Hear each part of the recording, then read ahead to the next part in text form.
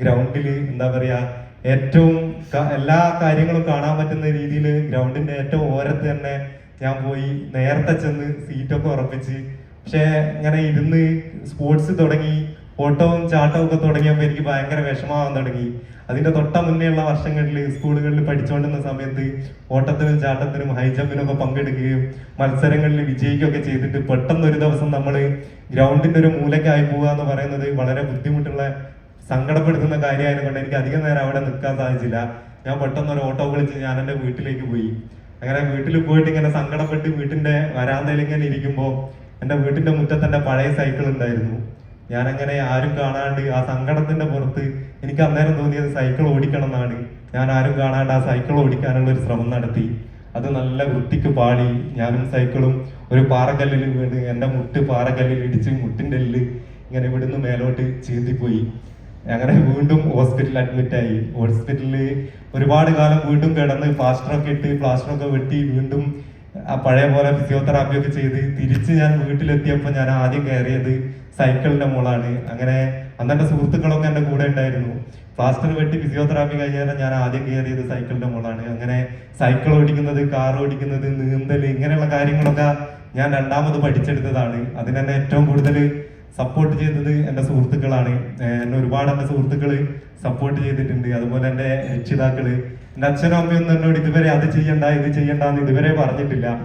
ചിലപ്പോൾ ഞാനത് പറഞ്ഞാൽ കേൾക്കൂല എന്നുള്ള ഒരു തിരിച്ചറിവ് എൻ്റെ രക്ഷിതാക്കൾക്ക് ഉള്ളത് കൊണ്ടായിരിക്കും. പക്ഷെ എന്നെ ഒരുപാട് സപ്പോർട്ട് ചെയ്തിട്ടുണ്ട്. അമ്മയൊക്കെ ഒരുപാട് സപ്പോർട്ട് ചെയ്തിട്ടുണ്ട്. എന്താ പറയാ, നമ്മളെ രക്ഷിതാക്കളെ വില എന്താണെന്ന് ഞാൻ കൂടുതൽ മനസ്സിലാക്കിയത് അപകടത്തിന് ശേഷമാണ്. അതുകൊണ്ടായിരിക്കും മറ്റേ കവികളൊക്കെ പറയില്ല, അമ്മയല്ലാതെ ഒരു ദൈവമുണ്ടോ, അതിലും വലിയൊരു കോവിലുണ്ടോ എന്നൊക്കെ പറയുന്നത് അത്രയും വലിയൊരു കാര്യമാണ്. അത് നമ്മൾ മനസ്സിലാണെങ്കിൽ നമുക്ക് ഇതുപോലുള്ള എന്തെങ്കിലും കാര്യങ്ങളിലൂടെ കടന്നു പോകുമ്പോഴാണ് നമ്മൾ നമ്മുടെ രക്ഷിതാക്കളെ വില എന്താണെന്ന് മനസ്സിലാക്കുക. അതേപോലെ തന്നെ എൻ്റെ സുഹൃത്തുക്കളും എന്നെ ഒരുപാട് സപ്പോർട്ട് ചെയ്തിട്ടുണ്ട്. ഞാനിങ്ങനെ ഒരുപാട് കാലം ഇങ്ങനെ വെപ്പ് കാലൊക്കെ വെച്ചിട്ട് വെപ്പ് കാല് വെച്ച് ക്രിക്കറ്റും ഷട്ടിലൊക്കെ കളിക്കുന്നുണ്ട്. പക്ഷെ എന്നെ സംബന്ധിച്ചിടത്തോളം ആ സമയത്തൊക്കെ ഞാനിങ്ങനെ ഫുട്ബോൾ ഗ്രൗണ്ടിൽ പോയിരിക്കുമ്പോൾ, കളി കാണാൻ വേണ്ടി പോയിരിക്കുമ്പോൾ എൻ്റെ മനസ്സിൽ അന്നൊക്കെ ഉണ്ടായിരുന്നത് എന്തെങ്കിലും ഒരിക്കല് ഒരു ബൂട്ടൊക്കെ കെട്ടിയിട്ട് ജേഴ്സി ഒക്കെ അണിഞ്ഞിട്ട് ഒരു ഫുട്ബോൾ ടൂർണമെന്റിൽ ഇങ്ങനെ ഒരു ടീമിന്റെ ഭാഗമായിട്ട് ഗ്രൗണ്ടിൽ ഇങ്ങനെ ഇറങ്ങി നിൽക്കാനെങ്കിലും സാധിച്ചില്ലെങ്കിലും എന്നൊക്കെ ആഗ്രഹിച്ച നിമിഷങ്ങൾ ജീവിതത്തിൽ ഒരുപാട് ഉണ്ടായിട്ടുണ്ട്. അങ്ങനെ ഒരുപാട് കാലം ഫുട്ബോൾ എങ്ങനെ കളിക്കാന്നൊക്കെ ചിന്തിച്ച് ഞാൻ നടന്നിട്ടുണ്ട്. അങ്ങനെ എൻ്റെ സ്റ്റിക്കിലുള്ള നടത്തത്തിന്റെ വേഗത കൂടിയപ്പോൾ ഞാൻ ആദ്യം ക്രച്ചസ് ആണ് ഉപയോഗിച്ചത്, ഇങ്ങനെ ഇവിടെ വെച്ചിട്ട് ഇങ്ങനെ നടക്കുന്നത്.